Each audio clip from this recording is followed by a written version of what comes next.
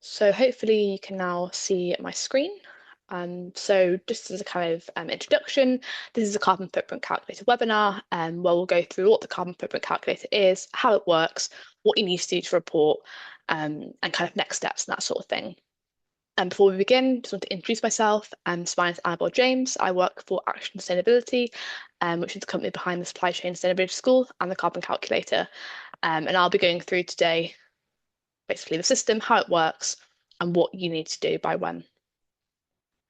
So just a bit of an overview for this session and a bit of an agenda. We'll have a bit of an introduction, then we're going to go into what the carbon footprint calculator actually is. Then we'll go into a demo portion of the session, and that'll be sort of the bulk of this. So about half an hour or so to go through how to register, what the reports, the interface looks like, how to fill out your form, that sort of thing, tips and tricks, etc. And then finally, we'll do next steps. So basically what you need to do by when, and then we'll have about 15 minutes or so at the end for questions of a Q&A. And just to say that kind of, I'm not going to be able to necessarily answer questions as we go through, but we'll answer those at the end in that last 15 minutes. So this session will be 1 hour finishing at 3 p.m. So if you do have any questions as we go along, we should have, you can either put them in the chat function, or into the Q&A function as well. If you just pop your question into there, and then we'll go through those kind of individually at the end. So first of all, kind of what is the carbon footprint calculator? So essentially it's an online platform and it's designed to measure your company's carbon footprint, and it does that by you reporting different activity data, so things like your electricity usage, your water usage, and the system will then use emission factors to calculate the carbon emissions associated with those activities. And it's really designed to sort of lay out the different types of information that you can collect to measure your carbon footprint. And then from that, you'll get your own dashboards and be able to look at, in graphical format, your carbon emissions as a company and different hotspots and that sort of thing. So kind of the bigger picture is that you're not alone in being asked to use this. So we have, I think, kind of close to 3,000 suppliers of contractors now using the calculator. I think that number's actually gone up now as well. And there's a few kind of companies that are on board with this. And it's very much part of a bigger picture. You're not in isolation being asked to do this by your clients. It's really a bigger piece of work that is, kind of with the sort of increasing with carbon reporting more broadly as an industry. So kind of features and benefits. So the top feature of the carbon footprint calculator is, kind of does what's in the tin. It calculates carbon emissions. As I said, it does that based on activity data and then kind of, calculates the emissions associated with those things. A kind of core principle of the carbon footprint calculator is the apportionment aspect. So what that means is you enter data that kind of relates to your company as a whole, and then you apportion or distribute those emissions to your various clients, and that's based on turnover or revenue. So if turnover was £10 million and you had a £1 million contract with a certain client, you'd apportion 10% of your overall emissions to that client. And that's kind of the principle of how the calculator works, sort of as a whole. With this as well, if you're sitting here thinking that's all fine, but like we've already got our carbon emissions, we already know this, that's completely fine. We actually have two versions of the report. So we've got the full form report, which is where you enter that sort of raw activity data. But we also have a simplified report where you can enter your scope 1, 2, and 3 and fill out some company information and then just apportion to your client straight away. So that option is there if you do have your emissions already calculated in terms of scope 1, 2, and 3. You can just plug that into the simplified report and then apportion that to whichever clients required, and that's you done. So it's kind of set up so that it works for anyone really, whether you've calculated your carbon footprint before or not. Just to kind of hopefully put your mind at ease, there's only an annual report, so you only have to provide data once a year. You don't need to worry about trying to keep up with monthly or quarterly and sort of reporting frequency. Just one report once a year, and then you're done for the year.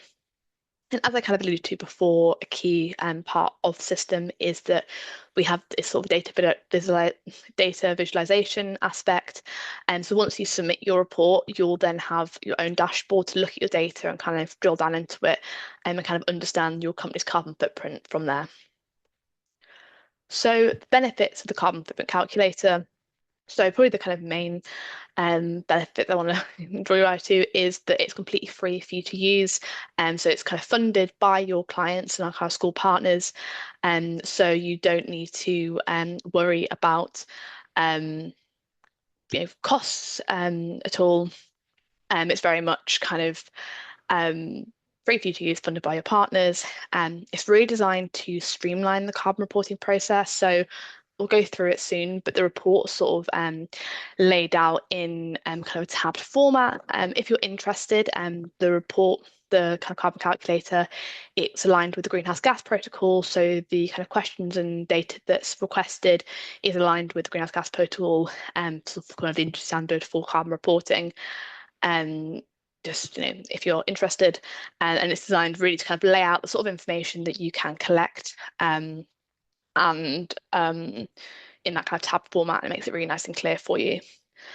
A crucial aspect as well is that it's really designed to reduce the reporting burden. So, as I said before, it's just one report once a year, but also it's one report once a year for multiple clients as well. So, you can do one report and then you can apportion that data to as many clients as you want, as long as they're in that drop down list using the calculator.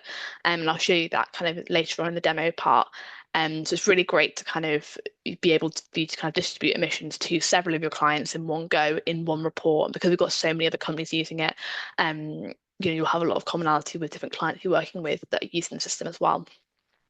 And another kind of aspect of it as well is that from doing this carbon reporting exercise and having then your kind of data in your dashboards, you can then actually understand your company's carbon emissions and actually look at that and potentially use that to kind of take different actions and kind of understand where your emissions are coming from, where your hotspots are, that sort of thing. So I hope that sort of makes sense as a sort of high level overview of how the system works, the benefits, and sort of the general principles of it. For the remainder, not the remainder session, but into the kind of next half an hour or so, we'll go through the actual system itself, so that you can kind of get a feel for the report, the different information that's requested, tips and tricks, and that sort of thing. And as I said, for the last 15 minutes or so, we'll have plenty of time for questions. So as we're going through, if you pop your question in the Q&A part or the chat, and then we can kind of get through those. Preferably put them in the Q&A just so that we can then answer those in there, but it's okay to put them in the chat as well. So get onto the portal demo now. So hopefully you can now see my screen, the carbon calculator report. So this is the page you'll be directly taken to when you first register for an account. And so with this, once you've logged in, this is kind of what the system looks like. As you can see, it's broken down into 4 steps. So these 4 steps are basically just there to sort of make it easier for you to follow, and you can kind of see your progress. So you can see here we've got 3 to do and 1 complete. The first one's complete because I've already selected the reporting period for the report, but we'll go through how to do that as well. And basically it's go through the steps of the report, and then when they're all done, then you can submit. But as you can see at the moment, we can't submit it because we haven't got all the sections complete. So step 1 is basically where you select your reporting period and the report type as well. So with that, for this exercise, for the majority of you, you'll be requested to report your 2025 data. So you click 2025 in this report, in this drop-down, but you can report all the way back to 2018. And so if you want to, just do 2024 and 2025, for example, so you can get a bit of a comparison, you can do that. But for the most part, the request this year is for your 2025 data. And I know this here, it says 1st January 25 to the 31st December 25. But just so you know, your data doesn't have to come perfectly aligned with that reporting period. If you, for example, report internally in line with the financial year, then you can, you can report from the 6th of April through to the 5th of April the next year, as long as it kind of mostly spans 2025. So in that example, we do April 25 to March 26, and with that reporting period. Or if you've got your own reporting year that you kind of work to internally, you can report in line with that. All we say is, as long as it spans 2025, and if you put a note of the reporting kind of period, the range those dates are for, in one part of the report, in one of the notes sections, I'll show you where to do that. Then that's completely fine. We appreciate that, it's very difficult to make quite extra work to try and kind of calculate different sort of different dates for your data. Like if you've got the data and you've got your information within a certain range, you can just report that as long as it's continuous if you do this again next year. The second part is relating to the report types. That relates to that simplified versus full form report that I spoke about earlier. So with this, what I'll do is I'll go through the simplified report, show you what it looks like, and then we'll go into the full form report, and so you can kind of see actually if you do need to collect your data, the sort of information that is requested. So with the report type, if you've already know your carbon emissions, you can click yes to this, click proceed, and the page will then refresh. And then this will then refresh to the simplified report. And this is where you can enter your data directly into the system. So with this, step two is the same for both of them. It's just some high level company information, such as the kind of type of organization and the sector where you operate from. But these are sort of just general ranges. They're not like specific numbers. And why we ask for this is because we're looking at creating some industry benchmarks in the future. So by entering this information, then in the future we'll be able to develop benchmarks, and then you'll be able to see like, where your company sits in terms of emissions in comparison to a similar company of a similar size or a similar sector, that sort of thing. So that's why the section's in there, and it's important that you fill it out. But as I said, it's very high level. It's nothing kind of super detailed. Then on the simplified report, step three looks like this. So as you can see, we've got three tabs. We've got emissions by scope, policies for slash strategies, and then company information. So with this, the first tab's different, and then these two tabs are sort of the same on the full form and the simplified report. With this section, essentially you enter your carbon emissions in scope 1, 2, and 3. So scope 1 and 2 straightforward. And then with scope 3, you've got the option to enter this into the kind of broken down into different categories of scope 3 and also separate it upstream and downstream. But if you don't have this breakdown, you can just enter it directly here into a lump number. And if you're sitting here thinking what I'm on about, that's completely fine. And this is just if you have calculated your emissions before to enter this. But if you haven't, you don't have to worry about this. We'll go through the report where it actually calculates the emissions for you. So that's basically the kind of report. So you plug those numbers in and then just sort of fill out the policies and strategies section. I'll go through this when I go through the full report, but basically it's whether you've got any target set, that sort of thing, and then company information. And again, I'll go through that in the full report. But as you can see, it's just sort of hopefully it's very straightforward. If you've got the numbers, put them in here. And then step four is the same with the kind of reporting and apportionment data to clients, which again, I'll go through sort of all together when we do the full form report. But just so you know, if you do know your emissions, if you answer yes this question in step one, and then that'll then generate that simplified report. What I'll do now is I'll just click no to this and don't know my emissions. That'll then refresh the page, and then we'll look at the full form report. So this is basically the one where we've got the kind of raw data that we enter, and then the system calculates those based on the emissions factors. And just so you know as well, the emissions factors that are used are primarily DEFRA, but then we do have some from Bath ICE for the material section because they've got kind of more detailed sort of emission factors data set for materials, but the rest of them come from DEFRA, which is the government published emission factors. So with the full form report, step two is the same with that high level company information. And then we've got step three, which looks a bit different. So as you can see with this section, we have more tabs compared to the simplified report, and that's because it's broken down into different categories to make it clear what information you can collect and what information you need to report.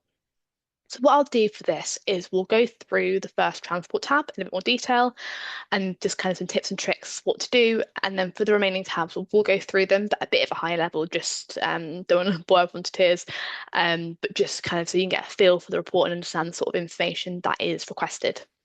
So with the transport tab, as you can see, we've got this blue banner at the top. So this just gives you a little bit of information about what's kind of requested in this section. Throughout the report as well, you'll see sort of selection of eye icons sort of dotted throughout. And with those, if you've got any questions about that section of the report, if you just hover over that, you'll be able to see the sort of bit more detail about what that section entails. The same down here. And with the report generally, we've got these tabs across the top. The kind of red exclamation marks, they are when we haven't interacted with that report yet. Then as soon as we enter some numbers into here, then This will then change to a amber exclamation mark, and when this tab's done, then it'll go to a green tick, and that's kind of how you can manage and sort of see the different how the different progress, I guess, you're going through your tabs. So with the transport tab, it's broken down into two sections. We have company transport and we have third-party transport. The difference between this is company transport is any transportation undertaken in vehicles that are owned or controlled by your organisation, and a third-party transport is any kind of third party. So primarily that would be employee commuting and sort of travel that's been undertaken as a business.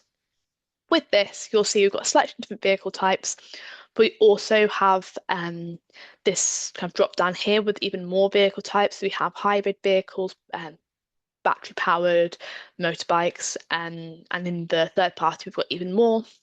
So with this section, it's basically a case of calculating if you've got, say, a fleet of 10 diesel petrol cars, for example, company cars, calculating the mileage those vehicles have undertaken in 2025 and entering the mileage here.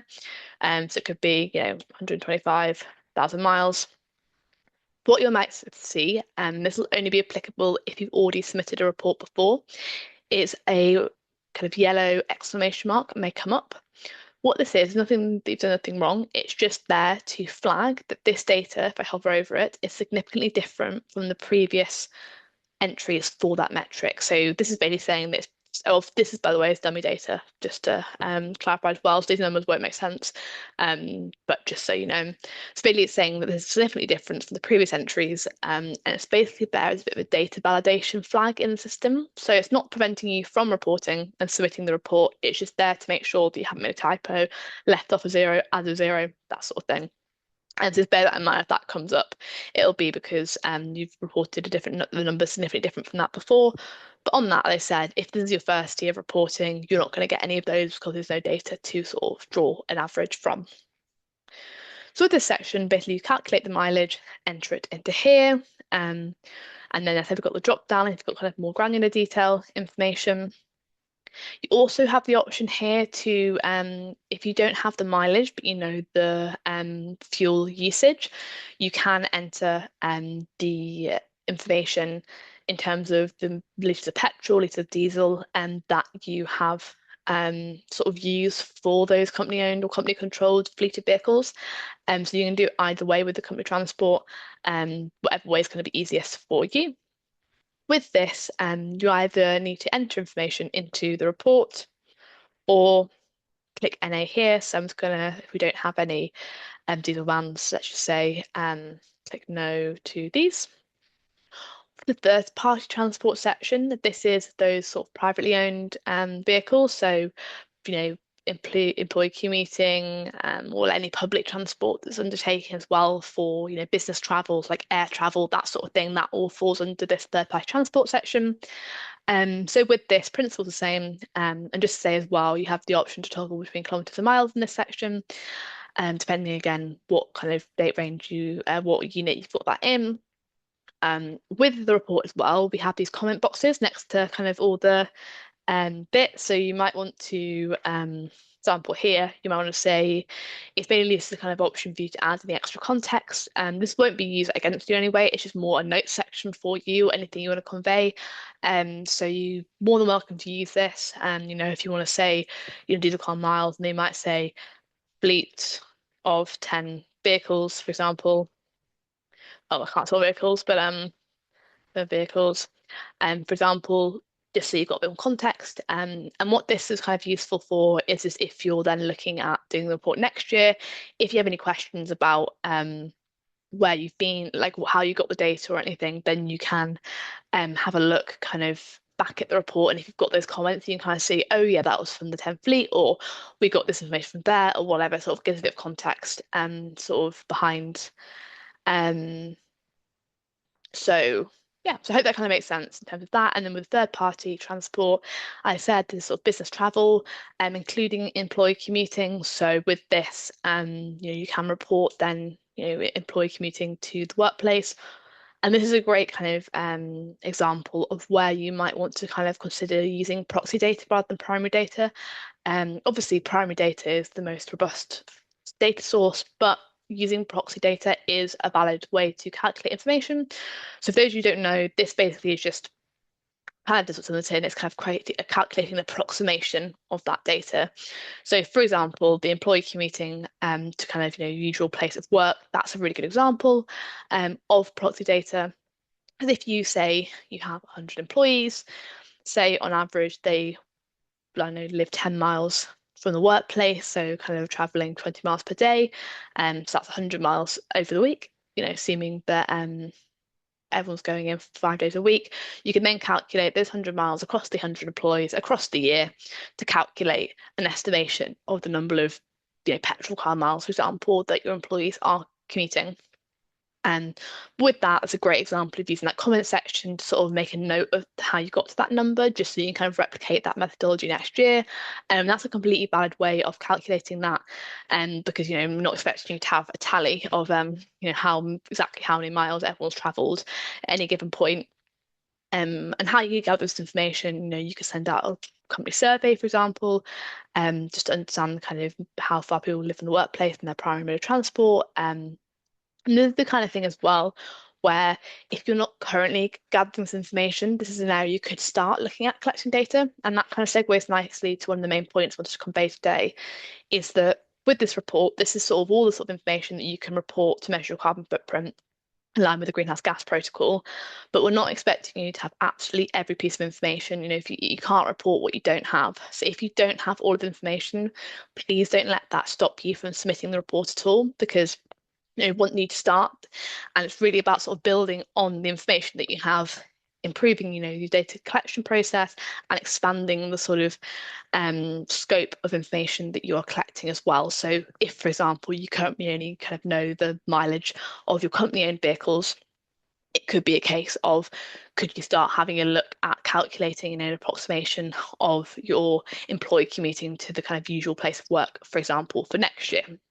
So I'd really invite you to kind of use this as a bit of a sort of a basis, then build on to kind of look at, as a business, what sort of things could we start doing to more kind of comprehensively measure our carbon footprint, kind of using this kind of as an outline. As I said before, with this third-party transport section, and we have a drop down, and quite a comprehensive drop down here that includes your taxi mileage, international and domestic air travel. We have train travel, ferry, the London Underground, buses. We've got kind of a selection of different public transport options as well as air travel.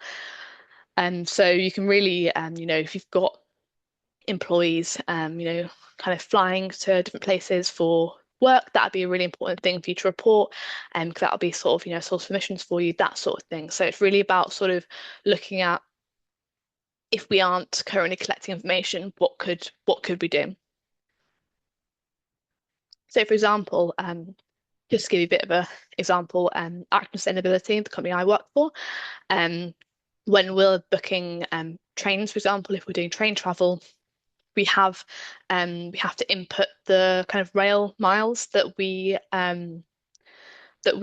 took by doing that journey, and then that all gets aggregated at the end of the year, so then we know how many, I think it might be kilometers actually, how many passenger kilometers everyone as a full company has travelled for work-related things for the year. So it's about sort of implementing things like that over time to sort of better collect this information. But it's just kind of a bit of a springboard of what you can start doing if you're not currently doing that. With this section, I'm just going to put in some random mileage like this, and then I'm just going to NA the rest of these. I'm just doing this to show you how to submit the reports. So basically, either enter information or you click NA, and that's just to make sure you haven't missed any sections. But let's just say that we've got some international air travel, and let's just say we've had, I don't know, 100,000 passenger kilometers. For that, once I'm happy with that, I'd mark it as complete. And that then makes this transport tab a green tick in the top bar. With that, once you've kind of got that green tick, you can't then interact with these. So if you've done that and then you want to go back and edit it and you're thinking, why this grayed out? Like, why can't I click on it? Just make sure it's not marked as complete. Just untick that. And then you can start interacting them again. So you might want to add in some information there as well, and then mark it as complete again. So the top tip there, if you do you can't click on stuff, just make sure the tab's not marked as complete. So that's the sort of how the report works in general. As I said, we'll go through the remainder of the tabs, but just not quite in so much detail, just more sort of the types of information it's asked for.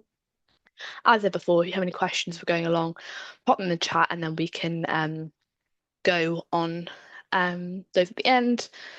But this is kind of the general principle of the report. And just to reiterate, like if you don't have all this data, that's completely fine. You know, report what you've got and use this as an opportunity to think about what you could start collecting in the future. So with the report, once you're in this tab, we then need to navigate to the next tab. You can do that one of two ways. You can either click next at the bottom here, like this, and go for previous, or you can just click through the tabs at the top. Personally, I like to just kind of go through the tabs at the top here, but it's completely up to you. However's the easiest for you, makes no difference, just personal preference. With the fossil fuels tab, we again have the blue banner at the top explaining what the section is. And this is a really good example of making sure to always look at the units. So that's probably one that I know it sounds very, very basic, but it's one of the main sort of stumbling blocks that we encounter is entering data in the wrong unit. So for example, if you've got, you know, petrol in a different unit, make sure to convert it into litres first. So if you've got in gallons, for example, make sure to convert it to litres just, you know, online. Or if you know the calculator yourself, feel free before entering it to make sure that the information that you have is in the same unit as what's been requested for in the report, just so you're not over or underrepresenting that information. But hopefully the kind of fossil fuels section is pretty self-explanatory. This is generally kind of plant and equipment on site. So yeah, enter that here. We've got sort of further drop-down options here as well. We've got sort of main ones sort of in the report, but then we have other ones as well, that you can report on. As you can see, this is now a yellow exclamation mark. I've interrupted with it, but I'd have to interrupt these tabs to then mark it as complete. We then have fugitive emissions. So this is emissions from refrigerants. So if you have this to report it here. If you don't have any using any refrigerants, just click no, and that's completely fine. Then we have electricity. So this tab's very straightforward. It's just your grid electricity usage for the year in kilowatt hours. And then just a couple of questions, whether you purchase renewable energy and also whether you generate any on site as well. So you've entered that into there. And again, you can kind of enter some information into the comments as needed there. With the material section, this will be of varying relevancy to you depending on your sector. So for some of you, this will be a really important section, and for other of you, it won't really be very relevant. So, you know, if you're a consultancy or a financial service, and the material section isn't going to be relevant to you because you're not producing or handling materials. But if you're kind of on site, or you know, material supplier or a kind of subcontractor, this will be relevant to you to report, because it'll be sort of a kind of big part of your operations. So with this, there's two sections. We've got materials used basically to manufacture, like from raw materials, and then we've got sort of the handling of those materials. So the distinction here is if you're manufacturing bricks, you'd report that in the first section. If you're like laying those bricks on site, you'd put that in the second section. So that's just that distinction there, and where to report what. So with this, both sections have the same drop-down list of materials, and it's just a case of slightly different material types, and basically reporting what you've used for the year. Just to reiterate, this is for all your projects, not just projects relating to the client or clients that have requested you to do this. It's your company overall, and then you apportion to clients at the end. So if you've used tarmac, for example, you can put how many tons of tarmac you've used here. We also have the option as well, if you're using low carbon steel rather than regular steel, you can report that there, and that'll be reflected in your emissions at the end. The same for concrete as well. We've got regular concrete and low carbon concrete. So again, if you're using a lower carbon concrete, you can report that there, and that'll be reflected in emissions at the end. And yeah, we've got various different material types. So you can kind of report those as relevant.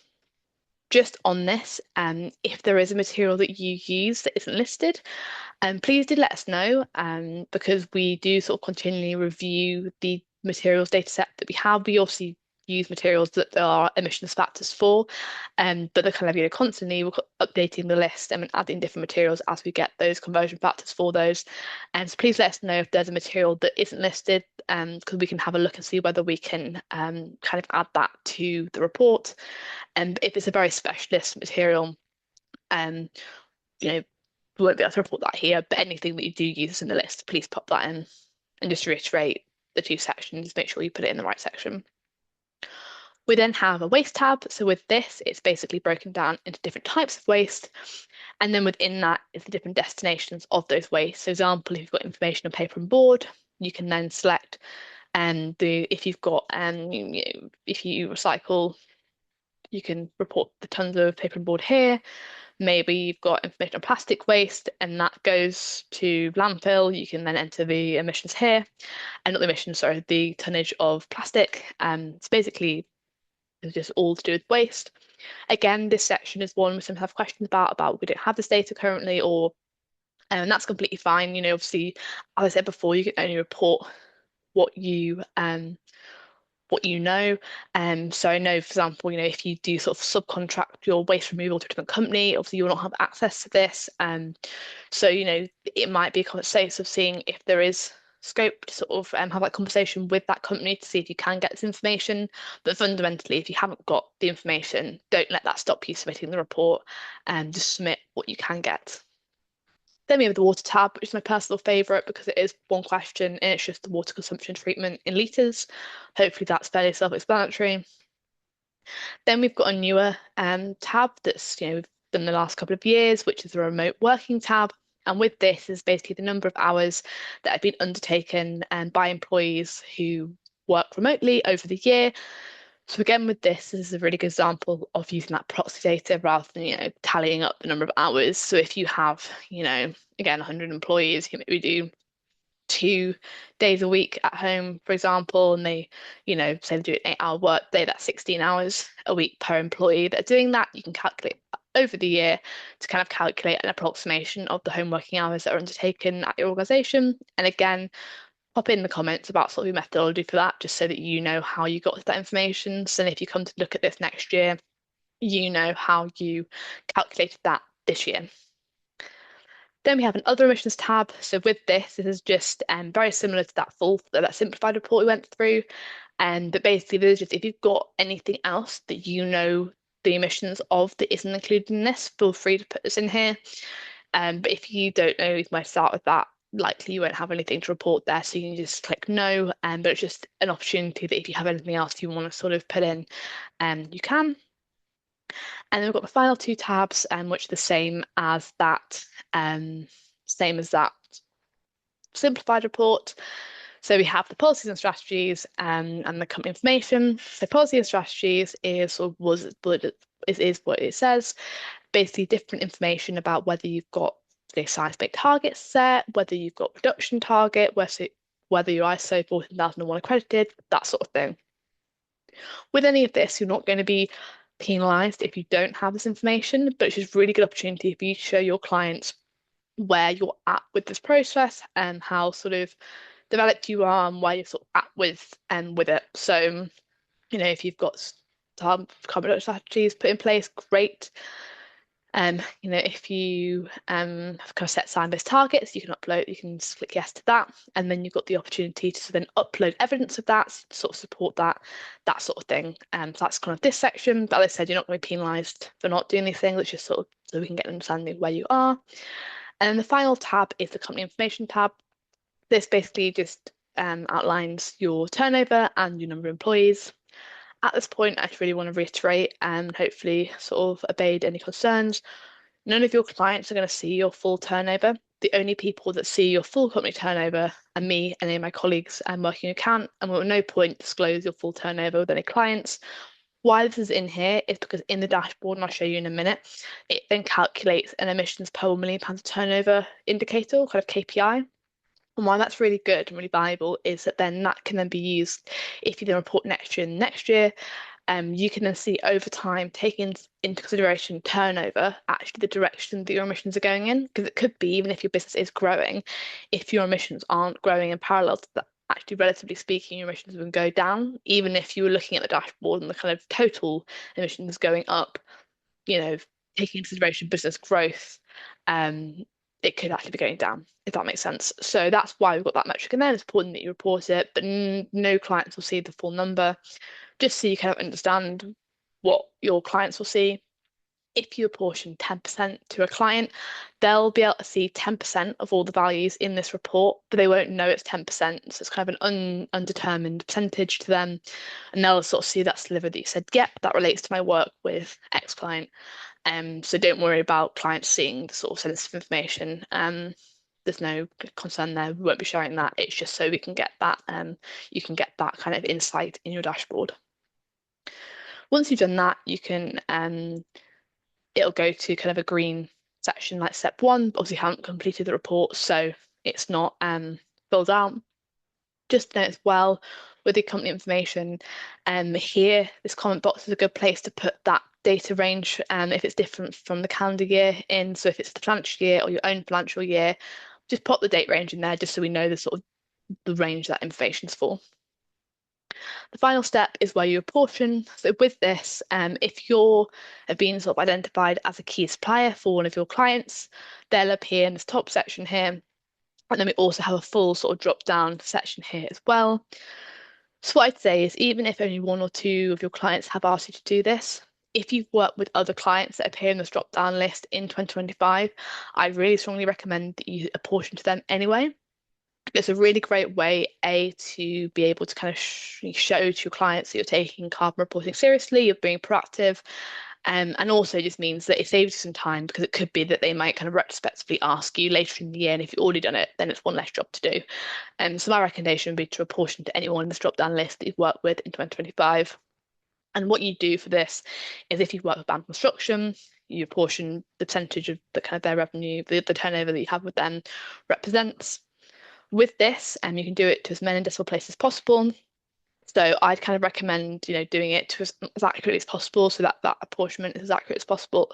So if you've worked, 1, 2, 3, 4, 5, 1.2, 3, 4, 5%, you can portion that, etc. And there's no limit to the number of clients you can report to.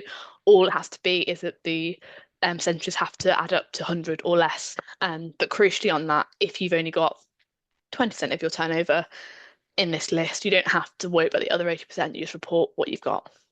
So I hope that makes sense. Once you've done that, click save, and that'll then do that final step.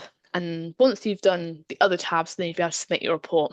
As I said, because we haven't done this, I can't submit this, but in the eventuality when you finish your report, you can then submit. When you submit your report, you'll then be kind of redirected to your dashboard. So this is just, again, dummy data, but just to give you a bit of an idea of what it looks like. So with this, we've got a pie chart showing you the kind of scopes, different types of emissions. You can see your emissions over time here. And then crucially, this component here is emissions per million pound turnover. So you can see the relative emissions over time, taking into consideration sort of business growth. And so that would be kind of useful when you've got more than 1 year of data. And probably the aspect that will be the most useful to you at the moment is the analyze hotspots. This is when we can look at data by scope, and you can click on these and look at the bars, and they'll generate here. You can look at total emissions, but crucially, you can also look at emissions by activity. So this would be really useful if you want to kind of have a look at where the majority of your emissions are coming from. So in this fictitious example, you can see that for this made-up company, actually, company transport is the biggest contributor to the overall footprint.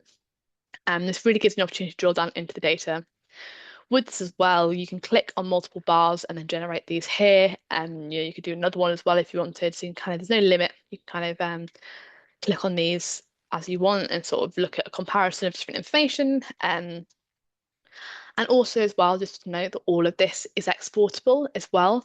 So you can export indicators, these kind of KPIs in the dashboard, and then you also export the inputs. So that is the sort of the information that you submitted in the report in the first place. You can export that in an Excel format as well to use as you wish. Just kind of a few other things, and then we'll go into the Q&A part. You can look at any previous reports that have been submitted in the historic reports section up here. So you can see here we've got selection reports that have been submitted over various years.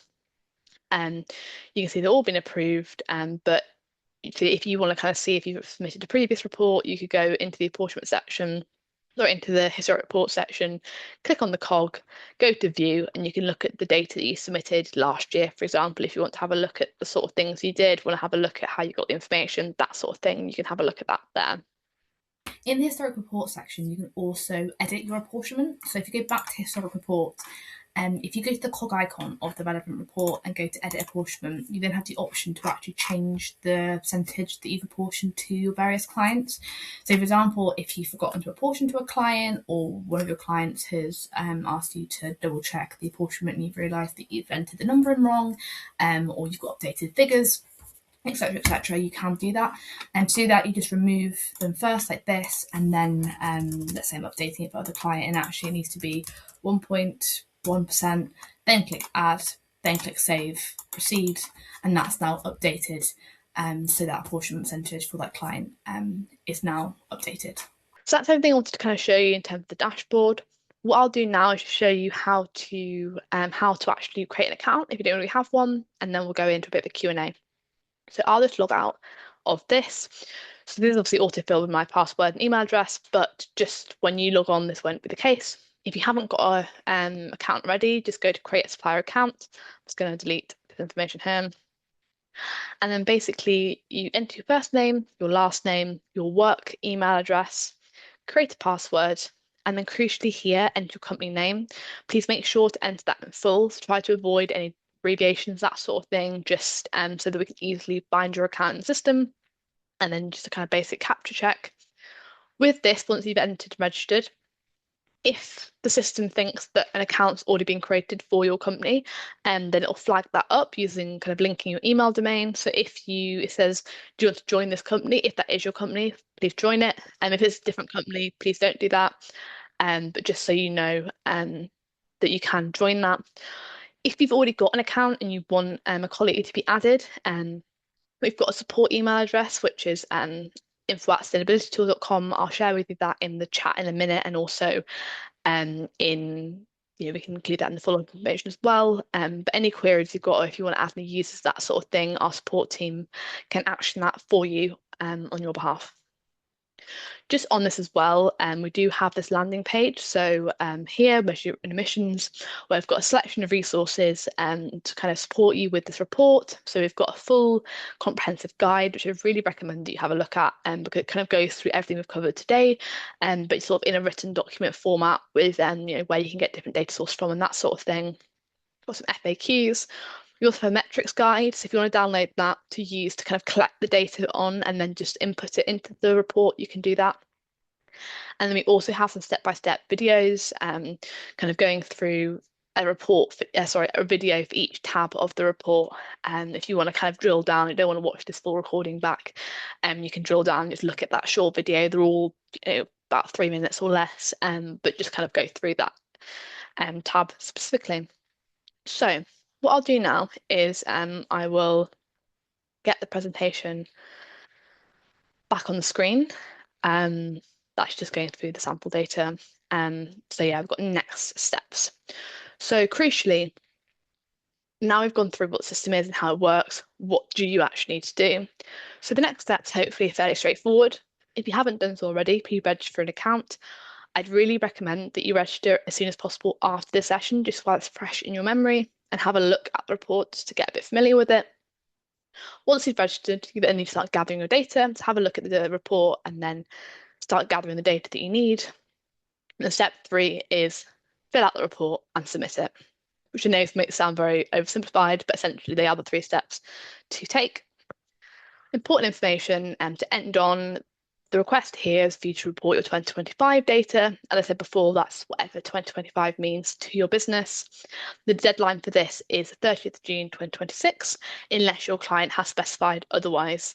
But just, if nobody has been told otherwise, you can assume that the deadline is the 30th of June for this exercise. So what we'll do now, I'll leave the screen on the important information, and we can use the last 13 minutes for questions. So let me have a look. I know you've been patiently awaiting for the full session about these questions. So let's have a look here. So here we've got a question from Natasha. So we get our carbon data third party checked annually, and typically get those data back in July. The deadline is 30th of June for this. Are we okay receiving the unborrowed data reporting? That's a great question. So what I would do in that example is just check with whichever client has asked you to report. If you just reach out to them and ask their preference, I'd say from our perspective, probably wait for the verified data and then report that in July rather than the unverified in June. But double check with the client that's asked for the data to see what they would prefer. So I hope that answers your question. And we've got someone here, Lindsay said, our financial year runs from October 24 to September 25. So our carbon footprint report is based on 24 emission factors for environmental purposes. Yes, as long as you then next year are doing like the data sort of picks up from where it's left off, that's completely fine. Maybe just put a note of that in when you're sort of entering the data, which emission factors are used, but they don't vary very much sort of year to year. And as long as you kind of then report next year sort of like continuously, that's completely fine. And just put a note of that when you're doing that report, and hopefully, I hope that answers your question. That's fine. And so the question here, are the lists of tabs aligned with those other certifications, SBTI? And yes, so kind of all these things, and this aligns with the greenhouse gas protocol, so the information will be very similar to other collection. But if you have already calculated your emissions, then those categories are the standard scope 3, scope 1, 2, and 3 categories. But with kind of the tabs, it follows the greenhouse gas protocol, so it should be sort of kind of similar to kind of other if you've done it in other ways. But if you've already calculated your emissions, you don't need to go through the full report. You can just do that simplified version.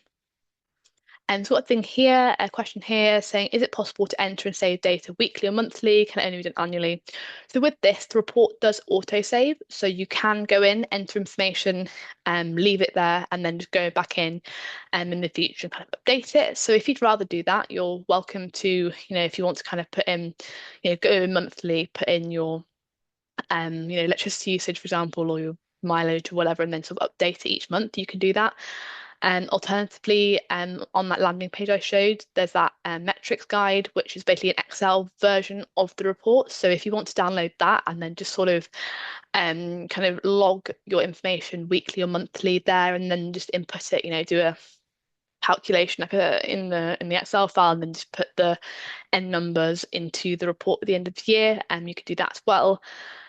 And just on the reporting frequency as well, we used to be able to have the option to report monthly or quarterly as well as annually. But what we found, and the kind of overwhelming consensus, was that in practice, um, the reporting like burden was actually too difficult to keep up with in practice, and we were getting a lot of gaps in data. So we were getting 8 out of 12 months or 2 or 3 quarters out of the year. So that's why we kind of changed it to annual, but we are looking at whether to kind of reinstate the quarterly or monthly reporting option as well. But for now, for this report, it will be annual. But you can kind of either update the report throughout the year, 'cause it auto saves, or download that metrics guide and then kind of enter the numbers from there.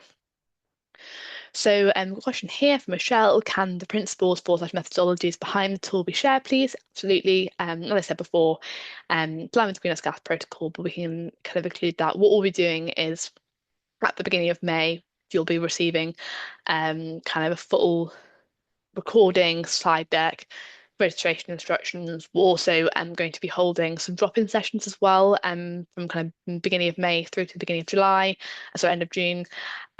So with those, in that email, you'll have the registration links for those if you want to attend, if you've got any further questions, or you log in, you start doing it, you think, oh, actually, I've got a question here. We've got I think 5 of those drop-ins scheduled, so you're welcome to come along to those. And in that email, we can share the kind of methodologies behind, but just to kind of reiterate, follow the greenhouse gas protocol and uses the primarily DEFRA conversion factors to calculate emissions. So we've got a question here from Heather: is there a way to amend previous year's data, for example, your baseline first year data, and through a mistake Yes, absolutely. So in the report, you can go back and edit the report if you want to. So what I would do with that, I'd recommend that you reach out to the info@sustainabilitytool.com email address, which I'll put in the chat now. Actually, it's a great reminder. Great. So I've put the kind of help email address in the chat function. So with anything like that, if you want to edit your previous year report, if you've reached out to the support team and they'll be able to unlock your report for you, you can go and enter it, edit it, and then resubmit it. That's completely fine. Who got a question? How will the results of the exercise be used? Will it be shared outside of Lang O'Rourke? We have our own verified method of calculating emissions and country different data sets, different tools. Yes, a great question. So with that, if you've already calculated your carbon footprint, please use the simplified report rather than doing the exercise again. There's no point in wasting time recalculating your emissions if you've already got that. And kind of how the results of this are being used is because we've got lots of clients using the system to measure their supply chain's emissions, so including Lang O'Rourke. And so the kind of how this will be used is Lang O'Rourke are looking at mapping their supply chain's emissions. So that'll then appear in their dashboard. And why it's been requested from this format is because even though you've already calculated your emissions using that simplified report, it shouldn't take you more than 10 minutes to do if you've already got the data. So it's really a case of plugging the numbers in, and it just means then you can apportion data to other clients as well. So if you've got other, if you've got other contracts, different clients, you can do that in one place as well. But it's kind of designed to make it really straightforward if you've got those numbers to put them in really simply and apportion accordingly. So we've got another question here. With the raw materials, can we add a second material to the list, i.e. using both low carbon steel and standard steel? Yeah, so with that, I can show you quickly actually on the report. So if you're looking at the material section, you want to input more than one material, and you can do that by, say we've got tarmac here. Say I want to then add in low carbon concrete. I can then add my tonnage here, and then I can just click on this drop down again, and then just add in, if I want to add in steel, I can then add in my steel, that sort of thing. So basically you can kind of click on this sort of, well, not infinite number of times, but you can click on it sort of many times as you need. So I hope that answers that question. I'll get back up and sort of important information slides just to reiterate. So let me have a look at the rest of the questions. So I've got a question here from John. If we start dealing with a new customer, will they be able to see that we already in the system? Yes. So if you do kind of get a new contract with a new customer or new client, they'll be able to see that you've got an account management system, because what they'll do is they upload a list of their kind of priority suppliers, and then you'll be flagged up as having had an account, having had it reported. And if you have already apportioned to that customer, even better, then you'll appear as already done that. So yes, they'll already know that you're in the system. And so yeah, you don't have to worry about sort of letting people know, and they'll be able to see if they're one of you, if you're one of their priority suppliers, they'll be able to see that in the system. And so we've got a question from Oliver. Is the report a standard industrial format recognized by things? So yeah, as I said before, and sorry, I may have touched on this sort of as we went through, but yeah, this is kind of following the greenhouse gas protocol, which is sort of underpinning of kind of carbon reporting in the industry. So yeah, the kind of format and information that's asked for, and using those emission factors is sort of recognized and follows that protocol. And then we've got, yeah, about sharing methodology. Yes, we can. So we've got a question from Oliver here. Is the reporting process a legal requirement? So depends on your contract with your client. For the most part, not currently, unless you do have that sort of written into your contract with your clients. However, that is the kind of direction that the industry is moving in. So what I'd really encourage you to do is to use this as a bit of a sort of starting point, or a bit of a to get ahead of the curve. This is something that is likely to become mandatory in the future. So kind of getting ahead of it now and actually getting used to this process just means that you can be much better placed to sort of be able to do this when it does become mandatory. Then we've got so our company is recently acquired by a much bigger company. Will the information you need must be the parent company or just from our branch? So again, it depends on which client has asked you to report, whether they've got a contract with the branch or with the full company. And ideally, we do it, I guess, as subsidiaries, as branches, because that's probably likely how those contracts work. And but if in doubt, if you reach out, you can reach out to the Infowat team, but also to the client who's asked you.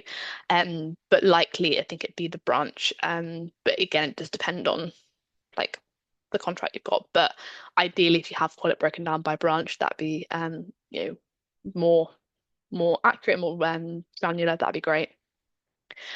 And someone here, Paul, said, I can't see our last year's reports, and so that should be in the historic report section. If you have any issues like that, please, as they've put in, reach out to that InfoApp support team, and they'll support you with queries like that. And that should be in your historic reports. And if you can't see that, please reach out to the team, and they will support you. So I know we've got a few questions.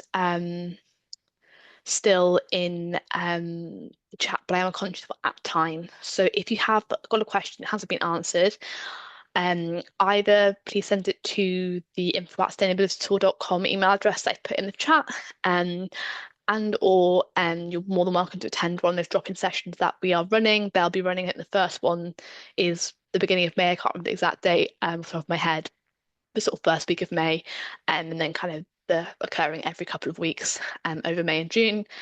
So feel free to join one of those and answer your question there as well as it kind of contacting the support team. But yeah, so thank you very, very much for your time today. I appreciate that's a lot of information, but hopefully you've got a better picture of kind of how the system works, what you need to do, and crucially, what you need to do by when. But if you do have any questions, please contact us. We're happy to help. And yeah, we've got those drop-in sessions kind of coming up as well. So, they're not the last you're going to hear from me.